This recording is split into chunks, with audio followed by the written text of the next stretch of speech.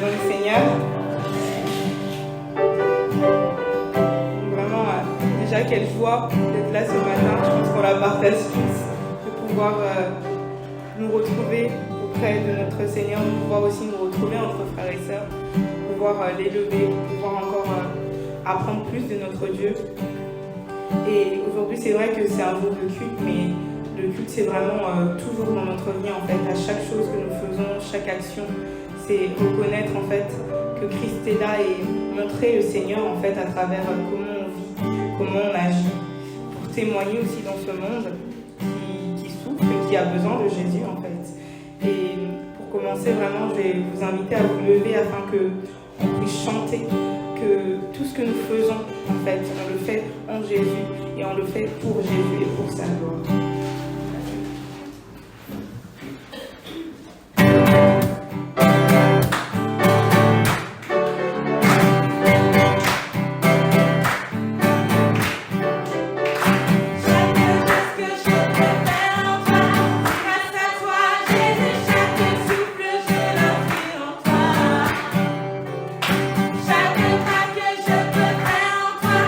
Grâce à toi, Jésus, chaque souffle, je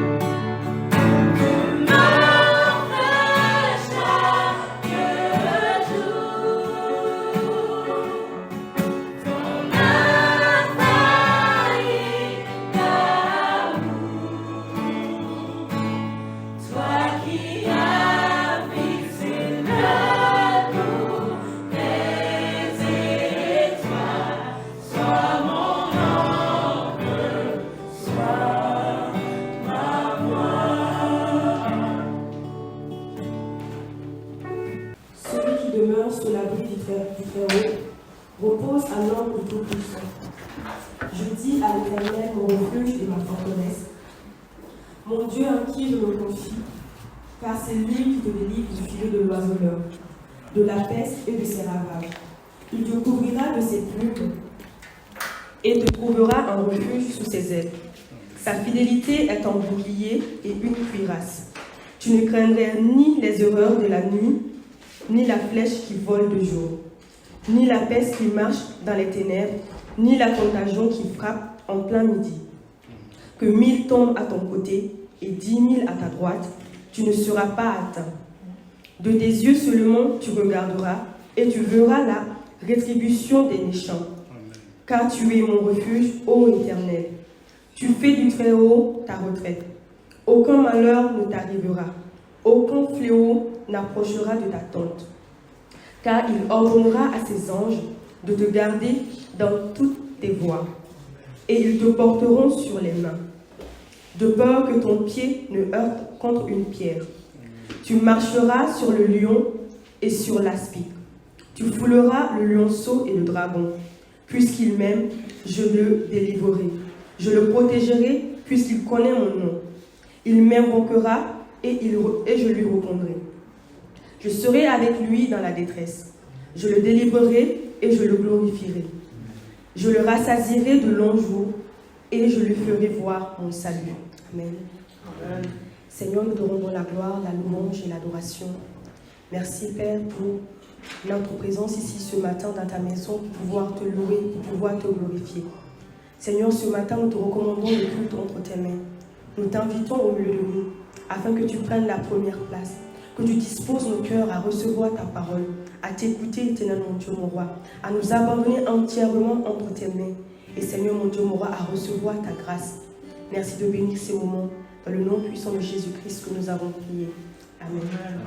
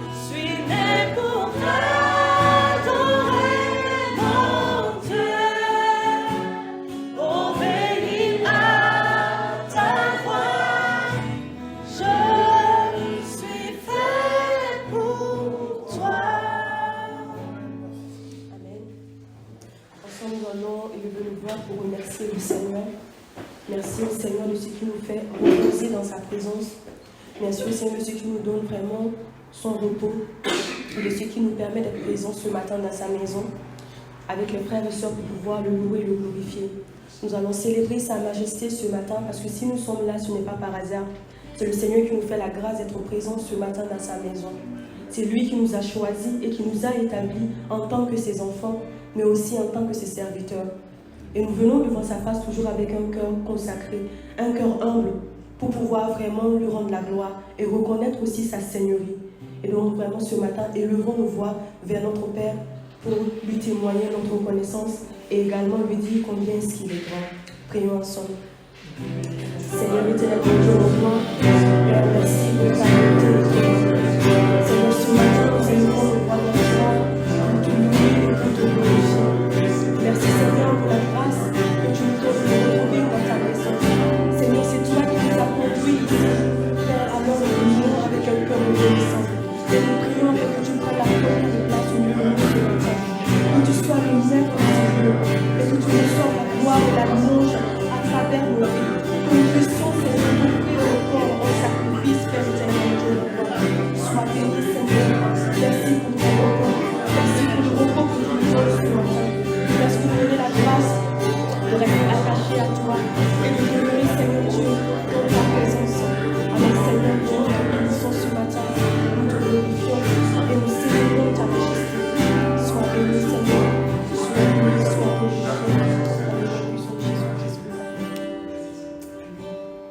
À présent, nous allons recommander vraiment le déroulement du culte entre les mains du Seigneur. Nous allons prier et inviter la présence du Saint-Esprit au milieu de nous. Que ce ne soit pas par nos propres forces que nous allons chercher à conduire ces moments ou vraiment à rentrer dans la présence de Dieu, mais que nous puissions nous laisser conduire par l'Esprit de Dieu pour que nous puissions entrer pleinement dans sa présence et recevoir tout ce que le Seigneur a préparé pour nous ce matin. Car si nous sommes venus ici chargés, que le Seigneur nous donne la grâce de repartir déchargés et remplis de sa grâce, repartir vraiment renouvelés, restaurés par la puissance de sa parole. Donc prions ensemble pour recommander le culte entre les mains du Seigneur.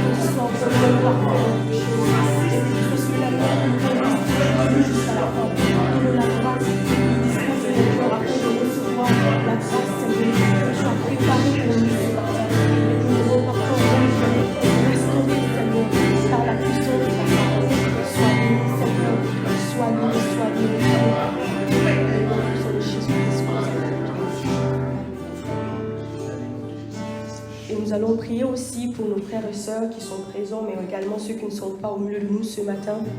Nous continuons de prier les uns pour les autres, car le Seigneur nous le demande également. Le Seigneur nous demande de prendre soin des uns des autres, de nous supporter les uns les autres. Nous allons prier vraiment afin que le Seigneur fasse grâce dans nos vies, que le Seigneur fasse grâce dans la vie de tous nos frères et sœurs. S'il y en a qui passent par des moments difficiles, que le Seigneur leur donne la force, vraiment qu'ils soient fortifiés par la puissance de son nom et qu'ils puissent vraiment tenir ferme face aux moments difficiles afin de remporter la victoire dans le Seigneur Jésus-Christ.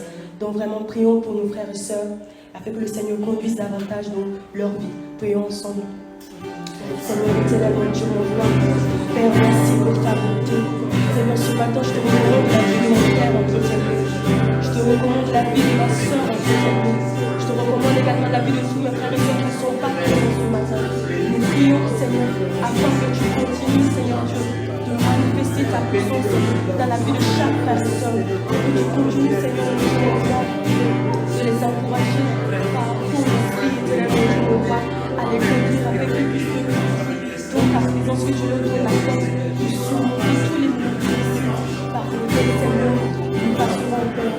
Reçois la gloire à travers nous. Reçois la gloire de l'adoration. Sois béni ce matin. Sois loué, Seigneur, mon Dieu, mon roi. Et sois glorifié, Père, pour tout tes bienfaits. Merci parce que tu vis. Dans le nom de Jésus-Christ que nous avons dit. Amen. Et à présent, nous allons continuer aussi à prier pour les projets de l'Église. Donc, le Seigneur nous demande de prier sans cesse. Et si nous avons vraiment des supplications, nous devons continuer d'intercéder pour ces sujets de prière. Et nous allons vraiment continuer à prier pour les projets de l'Église jusqu'à l'exaucement de chacun de ces projets. Et nous allons vraiment crier à notre Père, vraiment avec un cœur rempli de foi. Parce que c'est par la foi que nous pouvons tout faire. Alors nous allons vraiment prier et dire, Seigneur, ce matin, voici les projets de notre Église entre tes mains. Voici la vie de notre Église entre tes mains. Nous voulons vraiment impacter la ville de Lille. Nous voulons vraiment que tu nous utilises pour vraiment que le monde voie comment est-ce que tu es grand, afin que nous puissions vraiment refléter le Christ. Donc vraiment, prions pour la vie de l'Église, prions pour la nouvelle naissance de l'Église et prions pour les projets de l'Église ensemble. Prions. Seigneur, éternel Dieu, merci pour ta bonté, pour ton amour. Reçois la gloire, reçois l'adoration ce matin. Papa, merci éternellement pour roi de ce que tu fais sur nous, sur les enfants. Père éternel, nous voulons aussi pour ta grâce. Seigneur, c'est toi qui nous donnes. Et nous voulons, Seigneur, ce matin, la vie de notre Église entre tes mains. Nous voulons également les projets de notre Église entre tes mains. Parce que tu es déjà là pour toi. Je suis la même pour ta grâce. Je vois chaque le projet sur la vie. Nous avons notre chance de ce monde. Et nous voulons te faire confiance. Nous voulons t'écouter toi, tu es la maison. Et nous voulons continuer à intercéder, Seigneur Dieu, pour la vie de l'Église, pour les projets de l'Église, Seigneur Dieu. Alors reçois nos prières ce matin. Reçois la gloire, Seigneur Dieu, à travers la vie de tous les frères. Reçois la gloire, Seigneur, ce matin, à travers la consécration de tous les frères et sœurs de l'Église. Sois béni ce matin. Sois loué, Seigneur. Nous voulons porter tes projets, Seigneur, afin de faire grandir dans l'Église. Reçois la gloire.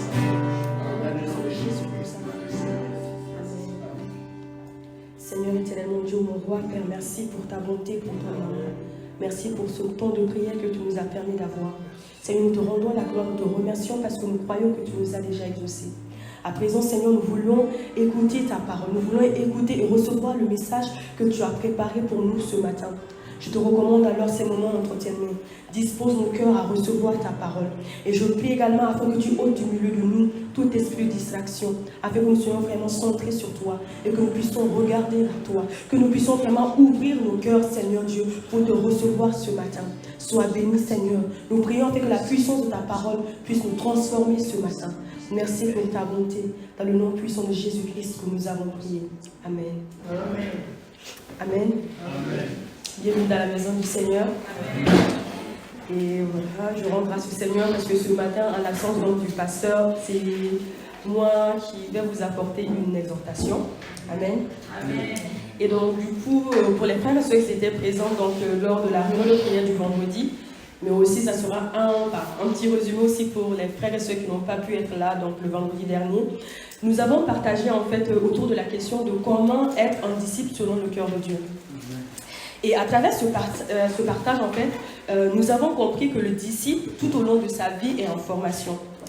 Et dans le processus, en fait, dans ce processus de formation, l'accent va être plutôt mis sur le caractère du disciple. C'est-à-dire, le fait de chercher à changer vraiment son caractère afin qu'il soit à l'image de son maître. Mais maintenant, pourquoi vouloir changer le caractère du disciple? Parce que ce que tu es, également ce que je suis, va forcément en fait impacter ce que nous faisons. Et surtout, c'est-à-dire ça va aussi impacter la manière dont nous accomplissons l'œuvre du Seigneur, qui doit être faite bien sûr avec un caractère doux et un cœur humble, tout comme notre Maître, le Seigneur Jésus-Christ, qui est doux et humble de cœur. Amen. Amen. Et l'objectif final de la formation en fait du disciple, c'est qu'il soit forgé en lui le caractère du Christ. C'est ce qui est recherché à travers cette formation. Et l'élément essentiel qui va permettre d'atteindre cet objectif-là, c'est son obéissance absolue au Seigneur Jésus-Christ, son obéissance absolue à sa volonté. Et donc ce matin, nous allons parler de cet élément essentiel qui est l'obéissance, qui est le fil conducteur vraiment de la vie de formation du disciple. Et aussi ce qui va renvoyer au titre de notre exhortation de ce matin, « Me voici ». Et donc je vais vous inviter à lire dans le livre de Genèse, donc du chapitre 22, verset 1 jusqu'au verset 18. Après cela, Dieu mit Abraham à l'épreuve. Il lui dit, « Abraham ». Celui-ci répondit, « Me voici ». Dieu dit, « Prends ton fils unique, celui que tu aimes, Isaac, va-t'en au pays de Morija et là, offre-le en holocauste sur l'une des montagnes que je t'indiquerai. » Abraham se leva de bon matin, sella son âne et prit avec lui 2 serviteurs et son fils Isaac. Il fendit du bois pour l'Holocauste et partit pour aller à l'endroit que Dieu lui avait indiqué. Le 3e jour, Abraham leva les yeux et vit l'endroit de loin. Il dit à ses serviteurs, « Restez ici avec l'âne. Le jeune homme et moi, nous irons jusque là-bas pour adorer, puis nous reviendrons vers vous. » Abraham prit le bois pour l'Holocauste, le chargea sur son fils Isaac et porta lui-même le feu et le couteau. Ils marchèrent tous les 2 ensemble. Alors Isaac s'adressa à son père Abraham en disant, « Mon père. » Il répondit, « Me voici, mon fils. » Isaac reprit, « Voici le feu et le bois, mais où se trouve l'agneau pour l'Holocauste » Abraham répondit, « Mon fils, Dieu pourvoira lui-même à l'agneau pour l'Holocauste. » Et ils continuèrent à marcher tous les 2 ensemble. Lorsqu'ils furent arrivés à l'endroit que Dieu lui avait indiqué, Abraham y construisit un autel et rangea le bois. Il attacha son fils Isaac et le mit sur l'autel par-dessus le bois. Puis Abraham tendit la main et prit le couteau pour égorger son fils. Alors l'ange de l'Éternel l'appela depuis le ciel et dit, « Abraham, Abraham !» Il répondit, « Me voici. » L'ange dit, « Ne porte pas la main sur l'enfant et ne lui fais rien, car je sais maintenant que tu crains Dieu et que tu ne m'as pas refusé ton fils unique. » Abraham leva les yeux et vit derrière lui un bélier retenu par les cornes dans un buisson. Il alla prendre le bélier et l'offrit en holocauste à la place de son fils. Abraham donna à cet endroit le nom de Yahvé-Jireh. C'est pourquoi l'on dit aujourd'hui, à la montagne de l'Éternel, il sera pourvu. L'ange de l'Éternel appela une 2e fois Abraham depuis le ciel. Il dit, « Je le jure par moi-même, déclaration de l'Éternel, parce que tu as fait cela et que tu n'as pas refusé ton fils unique, je te bénirai et je multiplierai ta descendance. Elle sera aussi nombreuse que les étoiles du ciel, pareille au sable qui est au bord de la mer. De plus, ta descendance possédera les villes de ses ennemis. Toutes les nations de la terre seront bénies en ta présence parce que tu m'as obéi. » Amen. Et du coup, déjà, donc voilà, me voici. Et pourquoi il y a des points de suspension avant le me voici? Parce que tout simplement, ces points de suspension nous représentent. Et vous allez comprendre à l'instant pourquoi ces points nous représentent. Grâce. Grâce. Non, c'est pas la bonne façon de reprendre grâce. Voilà. Me voici. Exactement, me voici. Et du coup, c'est la façon dont nous devons répondre à l'appel de Dieu. Lorsque le Seigneur nous appelle, nous devons dire « me voici ». Et aussi, si vous vous rappelez de l'histoire de l'apôtre Paul sur la route de Damas, lorsque le Seigneur lui est apparu, et que Paul, à partir du moment où Paul il a reconnu le Seigneur, il a dit automatiquement « que veux-tu que je fasse ?» C'est une autre façon aussi de répondre à l'appel de Dieu. On aurait bien pu mettre à la place de « me voici », « que veux-tu que je fasse ?» ou encore « me voici, virgule, que veux-tu que je fasse ?» Et le « que veux-tu que je fasse » en fait, ça démontre en fait une personne qui est prêt à agir, prêt à aller. C'est-à-dire, je suis prêt à faire tout ce que tu me demandes sans chercher à savoir quoi que ce soit. Et à travers Genèse 22, nous avons pu lire l'histoire d'Abraham et de son fils Isaac. Et nous le savons tous bien évidemment, Abraham est le père de la foi. Et l'obéissance est une question de foi. C'est-à-dire croire en Dieu, faire confiance à Dieu, obéir à sa voix sans discuter. Tout comme la définition de la foi dans Hébreux 11, verset 1. Or, la foi est une ferme assurance des choses qu'on espère, une démonstration de celles qu'on ne voit pas. Et aujourd'hui, ce qu'il faut savoir, c'est que la vie de tout chrétien va forcément se définir par sa capacité à obéir à la voix du Seigneur sans chercher à connaître le pourquoi. Et à travers la lecture, nous voyons que Abraham est ici l'exemple parfait. Abraham, il a fait confiance à Dieu, il a agi selon ce que le Seigneur lui a recommandé de faire. Mais aussi en même temps, Abraham, il savait que les promesses de Dieu sont oui et amen. Et nous pourrons le lire dans Habakkuk 2, du verset 2 au verset 3. L'Éternel m'adressa la parole et il dit, « Écris la prophétie, grave-la sur les tables, afin qu'on la lise couramment. car c'est une prophétie dont le temps est déjà fixé. Elle marche vers son terme et elle ne mentira pas. Si elle tarde, attends-la, car elle s'accomplira. Elle s'accomplira certainement. Amen. Amen. De cette même façon, Abraham savait que les promesses de l'Éternel vont s'accomplir parce que l'Éternel lui a fait une promesse. Dieu lui avait promis donc de faire d'Abraham en fait une multitude à travers son fils Isaac. Mais en même temps, Dieu lui demande de lui offrir un sacrifice. C'est un peu paradoxal tout ça. Mais en fait, ce qui doit vraiment attirer notre attention ce matin, c'est l'attitude d'Abraham. Lorsque le Seigneur lui a demandé à Abraham de lui offrir son fils Isaac, il n'a pas dit « Seigneur, pourquoi veux-tu que je t'offre celui par qui tu feras de moi une multitude ?» Il n'a pas fait de discours. Abraham, il a tout simplement obéi, sans poser de questions.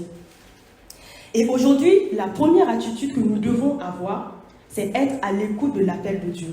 C'est-à-dire, nous devons être présents quand Dieu nous appelle et répondre comme Abraham, me voici. Amen. Amen.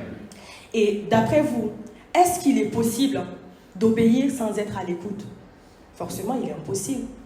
Par exemple, nous sommes dans un cours de cuisine et nous avons le chef cuisinier qui nous dit, pour faire une soupe, il faut 5 litres d'eau. Et nous, pendant ce cours-là, nous sommes distraits, on entend quand même la voix du professeur. Et lorsqu'on voudra faire notre soupe, on va utiliser 3 litres d'eau. Forcément, à la fin, on ne va pas obtenir le même résultat que le chef parce que nous n'avons pas suivi ses instructions. Nous avons mis 3 litres d'eau au lieu de 5 litres d'eau. Et c'est la même chose pour nous. Parce que très souvent, nous entendons, mais nous n'écoutons pas. Nous entendons la voix de Dieu, mais on décide de nous écouter nous-mêmes. Mais par contre, Abraham, nous avons pu le lire dans le livre de Genèse, lui, à chaque instant, il écoutait la voix de Dieu. Et aussi, en vrai, lorsque Dieu, il demandait à Abraham de lui offrir son fils Isaac, en fait, Dieu ne recherchait pas le sacrifice en soi, c'est-à-dire le fait de lui offrir quelque chose de précieux. Dieu n'attendait pas ça de Abraham. Dieu recherchait l'obéissance de Abraham. C'est le cœur de Abraham que le Seigneur recherchait, mais pas vraiment le sacrifice en soi. Et nous avons l'exemple de Caïn et Abel dans la Bible aussi en matière de sacrifice. Nous voyons que Dieu, il a agréé donc le sacrifice de Abel, mais pas celui de Caïn, à cause de la disposition du cœur de chacun d'entre eux et de leur source de motivation. Et ce qui va rendre encore cette histoire donc de Abraham et de son fils encore beaucoup plus fascinant, c'est que Abraham, il n'était pas dans cette situation le seul à avoir obéi à la voix de l'Éternel. Isaac aussi, il a obéi à la voix de l'Éternel. Isaac, il a même porté les lourds fagots de bois qui allaient servir en fait pour l'offrir en sacrifice. Il a suivi son père, il est allé avec lui en fait sans se plaindre, sans contredire en fait ce que son père lui avait dit. Et du coup, Isaac, tout simplement, pourquoi il n'a pas contredit son père? Parce que Isaac aussi, il avait compris que Abraham, son père, donc obéissait tout simplement à la voix de Dieu. Et nous allons voir aussi que l'obéissance de Abraham va impacter plus tard la vie donc, de Isaac en tant que serviteur de Dieu. Et nous allons lire donc les promesses de Dieu pour la postérité de Abraham à partir donc du verset 15 de Genèse que nous avons lu. L'ange de l'Éternel appela une seconde fois Abraham des cieux et dit « Je le jure par moi-même, parole de l'Éternel, parce que tu as fait cela et que tu n'as pas refusé ton fils unique, je te bénirai et je multiplierai ta postérité comme les étoiles du ciel et comme le sable qui est sur le bord de la mer. Et ta postérité possédera la porte de ses ennemis. Toutes les nations de la terre voudront être bénies en ta postérité parce que tu as obéi à ma voix. » Amen. Et nous pouvons voir à partir de là que Dieu, il a béni Abraham. On peut dire à peu près, c'est une récompense aussi donc, de l'obéissance d'Abraham.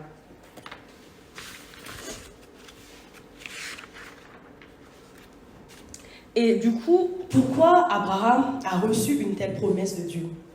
On peut dire encore une telle bénédiction. Tout simplement parce que Abraham a obéi à la voix de l'Éternel. Et ce que nous devons également savoir, l'obéissance est importante, mais aussi notre obéissance au Seigneur, elle n'est pas vaine. C'est notre obéissance qui fera de nous vraiment des disciples accomplis avec le caractère du Christ. Parce que nous avons vu la formation du disciple, c'est qu'il soit forgé en lui le caractère du Christ. Et qui va nous donner aussi la capacité de dispenser avec droiture la parole donc, de vérité.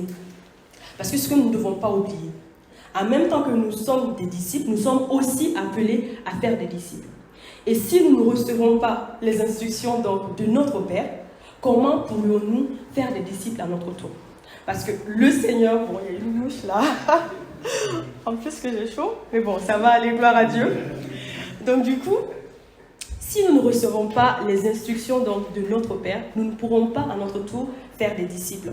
Parce que forcément, le Seigneur nous demande de leur enseigner ce qu'il nous a enseigné. Mais si nous n'écoutons pas la voix de Dieu, comment nous allons pouvoir enseigner d'autres personnes et comment nous allons pouvoir faire des disciples? Donc, il est important d'écouter la voix du Seigneur et d'obéir à sa voix. Mais aussi, l'obéissance, en fait, s'accompagne de promesses inestimables et nous l'avons vu. L'Éternel a dit à Abraham, parce que tu m'as obéi, voici ce que je ferai pour ta postérité. Peut-être que toi, tu ne le verras pas, mais voici ce que je promets de faire donc de ta postérité. Et pour vous dire en fait que le sacrifice que Dieu il recherche aujourd'hui, ou en fait tout simplement le sacrifice qu'il attend de nous, c'est d'obéir à sa parole. C'est aussi nous laisser transformer par la puissance de sa parole. Il n'attend pas de nous en fait des œuvres sans obéissance. Parce que si nous posons des actes qui ne sont pas de la volonté de Dieu, ça ne sert à rien. Nous aurons en fait, on aura dépensé notre énergie pour rien, parce que ce n'est pas ce que le Seigneur nous a demandé de faire. Et aussi, comme je l'avais dit plus haut, très souvent, nous entendons la voix de Dieu, mais nous n'écoutons pas sa voix. C'est-à-dire que le Seigneur, il nous parle, il nous donne une direction, mais nous décidons de prendre notre propre direction. Pourtant, le disciple, il doit travailler toujours sous la direction de son maître. Et nous savons aujourd'hui que nous ne sommes pas maîtres de notre propre vie. Notre vie ne nous appartient pas, parce que notre vie a été rachetée tout simplement par le sang de Christ. Ce qui veut dire que nous appartenons à Christ. C'est lui le maître de notre vie. Donc comment est-ce que nous pouvons décider de ce que nous voulons faire par nous-mêmes en sachant que nous ne sommes pas les maîtres de nos vies? Et aussi, nous devons obéir à sa voix et rester là où le Seigneur nous place. Et le chapitre 2 de Habakkuk commence d'ailleurs par « J'étais à mon poste ». C'est parce qu'il était à son poste qu'il a reçu la prophétie de Dieu. S'il était ailleurs que là où le Seigneur l'avait placé, il n'allait pas recevoir la prophétie. Et aussi, même s'il était dans la plainte, c'est vrai, il se plaignait à peu près, le Seigneur, il ne m'écoute pas, il ne répond pas. Même s'il était dans la plainte, il était quand même resté à son poste. Et nous également, nous devons... excusez-moi. Ça va dans mes yeux? Oh là là, désolée. Et du coup, nous également, nous devons rester à notre poste. Nous ne devons pas bouger, nous ne devons pas aller ailleurs, nous ne devons pas être dans un autre endroit que là où le Seigneur nous a placés. Et souvent, on s'étonne de ne pas voir s'accomplir dans notre vie les promesses de Dieu. On se pose la question, du coup, Seigneur, tu m'avais promis telle ou telle chose. C'est ça? C'est parce que nous ne sommes pas à la bonne place. Tant que nous ne serons pas à la bonne place, tant que nous n'allons pas obéir à la voix de Dieu, nous ne pourrons pas voir s'accomplir ses promesses dans notre vie. Amen.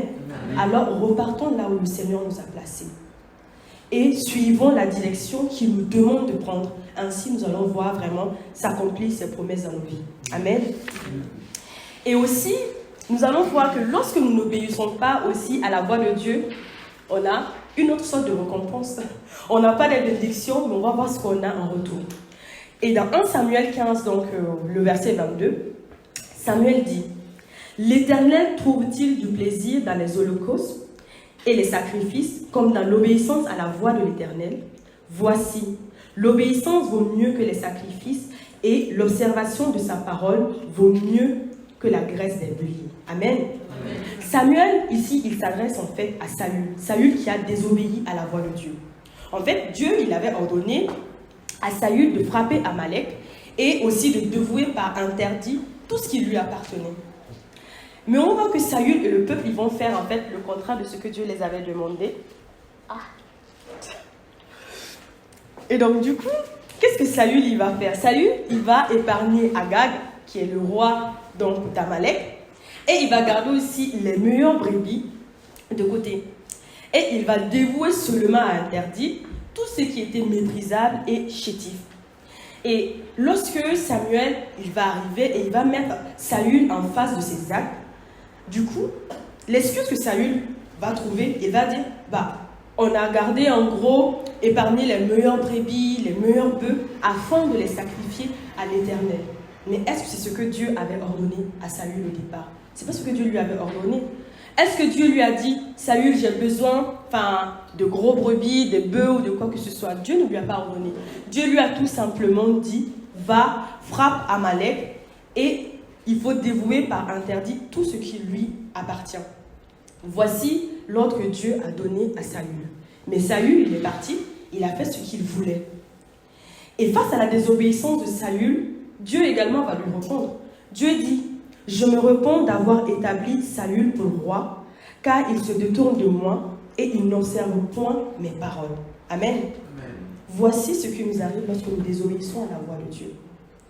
Quand nous obéissons à la voix de Dieu, il pourvoit à tout. Et le Seigneur dit à Abraham par rapport à la promesse qu'il lui avait faite, parce que tu as obéi à ma voix. Mais en revanche, lorsque nous désobéissons, Dieu il peut se repentir de ses promesses pour notre vie. Amen. Et ce matin, ce que nous devons vraiment retenir de cette exhortation, c'est que l'obéissance est cette clé qui ouvre toutes les portes. L'obéissance ouvre n'importe quelle porte, quelle qu'en soit la situation. À partir du moment où nous demeurons fermes, à partir du moment où nous restons attachés à l'Éternel, à partir du moment où nous écoutons la voix de Dieu, à partir du moment où nous restons dans la voie que le Seigneur a tracée pour nous, forcément, cette clé va ouvrir n'importe quelle porte pour nous. Amen. Amen. Et aussi, on peut voir que l'ennemi, il nous presse très souvent. Nous sommes oppressés tous les jours. Je pense que déjà par jour, je ne sais pas par combien de tentations est-ce que nous passons, mais le Seigneur nous demande de résister. L'ennemi nous presse en fait à quitter la voie que Dieu, il a tracée pour nous. Mais nous devons rester fermes. Nous devons demeurer fermes dans la foi. Nous devons vraiment rester patients et attendre le temps de Dieu, tout en écoutant sa voix et en nous laissant conduire par son Esprit Saint. Amen. Amen. Et du coup, c'était l'exhortation que j'avais pour vous ce matin. Et nous allons continuer vraiment à prier. Nous allons recommander notre cœur ce matin entre les mains du Seigneur. Parce que dans la parole de Dieu, il est écrit que c'est de notre cœur que viennent les sources en fait de vie. C'est de notre cœur que vient toute chose. Lorsque nous décidons, nous prenons la décision de suivre le Seigneur, d'obéir à sa voix, ça vient de notre cœur. Ce n'est pas notre propre attitude, ce n'est pas en fait tout ce qui est physique ou quoi que ce soit, mais ça vient vraiment de notre cœur, de ce désir ardent d'obéir à la voix du Père. Et par moments, ce n'est pas facile. Nous avons vraiment envie de faire des choses qui nous plaisent. Nous avons toujours cette envie de rester attachés au vieil homme. Nous voulons toujours porter le vieux manteau. Mais nous ne voulons pas revêtir le nouveau manteau que le Seigneur nous donne. Et ce matin, je vous invite vraiment afin que nous puissions prier ensemble. Demander au Seigneur, Père, donne-moi ce cœur obéissant. C'est ce que je recherche aujourd'hui pour pouvoir faire ta volonté. Seigneur, ce matin, je veux revêtir le nouveau manteau pour pouvoir marcher selon ta volonté, pour pouvoir glorifier ton nom, pour que à travers ma vie, ton nom soit glorifié, pour que ma vie puisse te refléter. Donc, prions ensemble pour ce cœur obéissant. Seigneur éternel, mon Dieu, mon roi, Père, merci pour ta bonté. Merci, Seigneur Dieu, pour ton amour. Merci, Papa, pour tout ce que tu fais pour nous qui sommes tes enfants, Frère. Reçois la gloire, reçois la louange et l'adoration. Seigneur, ce matin, nous te rendons toute la gloire. Ce matin, nous te rendons la louange et l'adoration. Parce que tu es le prince de paix, tu es le Dieu de gloire. Ce matin, Seigneur, nous voulons à travers ta parole, nous voulons recevoir, Seigneur, ce cœur obéissant. Nous voulons continuer à apprendre de toi. Nous voulons vraiment demeurer à tes pieds, Seigneur, et suivre tes instructions jour et nuit, Père, afin que tu puisses nous utiliser pour la gloire de ton nom. Reçois la gloire ce matin. Reçois la louange et le nom de Jésus. À présent, chacun va prier pour son voisin ou pour sa voisine. Chacun va demander vraiment au Seigneur de bénir son voisin ou sa voisine. Chacun va demander au Seigneur, Père, Fais de mon voisin ou de ma voisine un disciple accompli. Un disciple avec un cœur obéissant. Un disciple qui sait t'écouter. Un disciple qui sait rester là où tu l'as placé. Un disciple également qui sait rester au pied du maître pour écouter sa voix, pour recevoir ses instructions et pour marcher selon tes instructions. Donc prions vraiment pour la vie de notre voisin, la vie de notre voisine, afin qu'ensemble nous puissions vraiment bâtir l'église du Seigneur, afin qu'ensemble nous puissions faire des disciples, mais aussi des disciples accomplis selon la volonté de Dieu. Prions ensemble. Seigneur éternel, nous te toi. Père, merci pour ta bonté. Merci pour ton amour qui est la meilleure de moi. Ce matin, nous te rendons toute la gloire. Nous te rendons la louange et l'adoration. Parce que papa, tu es le prince de paix. Tu es le Dieu de gloire. Je suis la même qui veille sur nous qui sommes des enfants. Ce matin, je te recommande la vie de mon frère entre tes mains.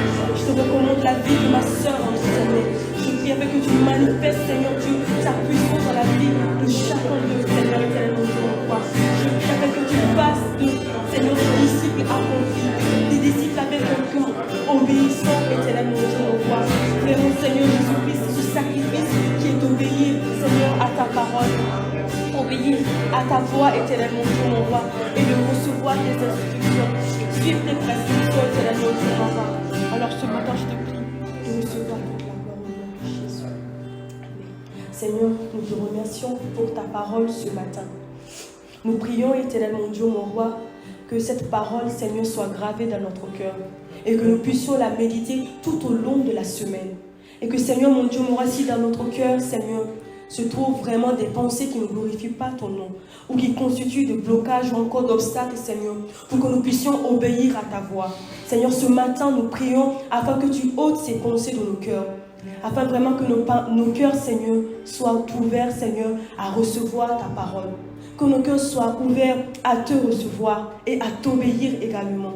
Vraiment, donne-nous la grâce de mettre en pratique ta parole tout au long de cette semaine, d'obéir à ta voix et de rester sensible vraiment à l'écoute de la voix de ton Esprit Saint. Reçois toute la gloire ce matin. Merci Seigneur pour ta parole. Seigneur, nous te bénissons dans le nom puissant de Jésus-Christ que nous avons prié. Amen. Amen. Donc du coup, nous allons prélever les offrandes pour ceux qui l'ont préparé. Amen. Amen.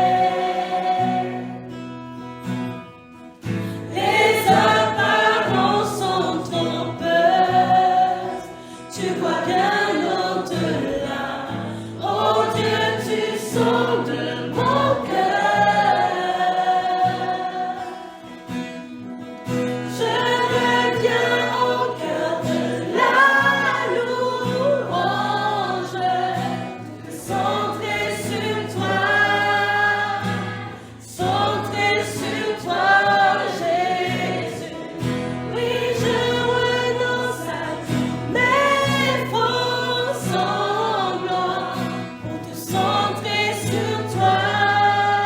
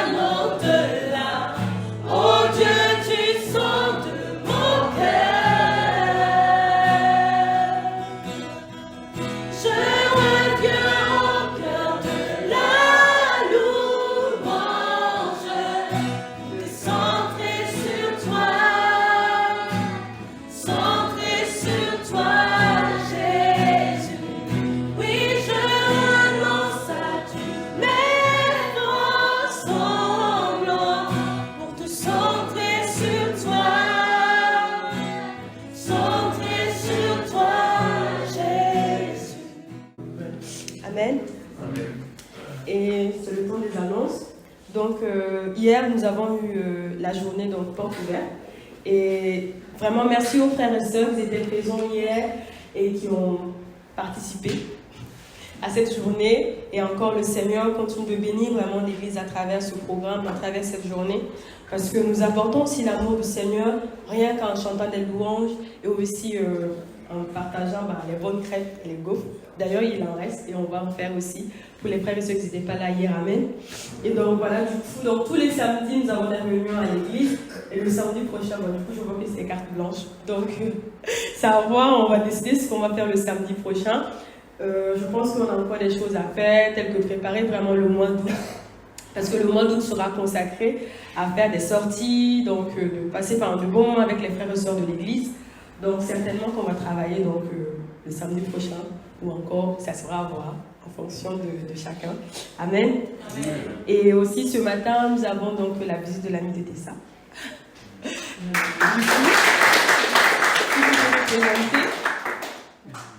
Du coup, je m'appelle Karianne Nouretan, je suis de Paris. Et là, je viens vous visiter et accompagner Tessa. Merci, bienvenue. Si tu peux bien te tenir debout, nous allons te chanter donc, notre chant de bienvenue.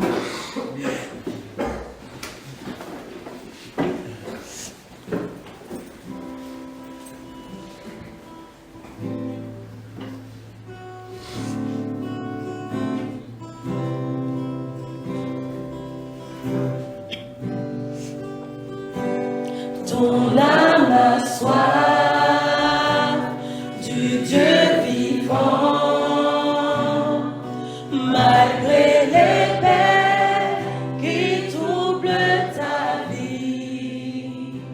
Je te confie en Jésus-Christ, lui seul, de tout mon cœur.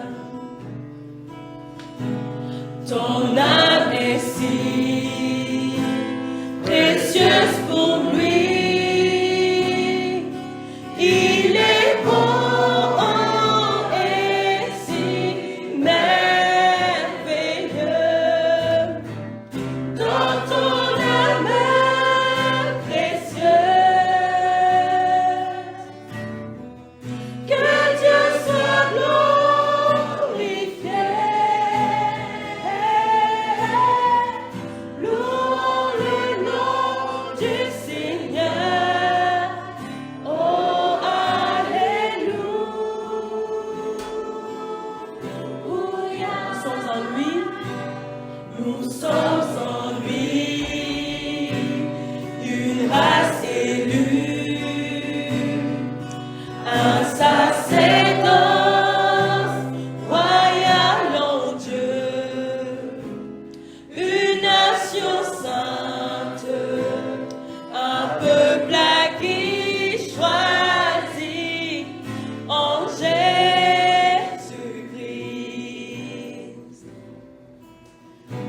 Nos